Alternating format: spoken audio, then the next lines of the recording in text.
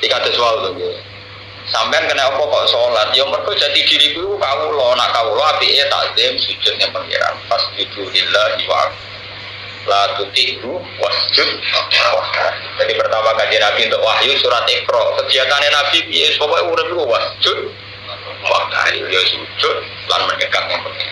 Wes titik urip wis ngono tok. Ora nak sujud ku nikmati. Bahwa ini nikmat terbaik, kehidupan saat terbaik. Mulane ketika kajian Nabi dan apa salat, fakaan nah salat muwaddiin. Koyo-koyo itu salat wong sing pamit, iku terakhir salat Anda. Dia terakhir sholat. Nah saiki kan ada iso sholat qobliyah ba'diyah, ya sholat fardhu sing tenan. Kok sholat fardhu ne ra tenanan. Bar sholat fardhu ya wah namno fardhu ora pati bener kok tak jabli ke sunat. Cara bener iku substansi ora iso jabli sunat, iso ketambeli ora bener iku ora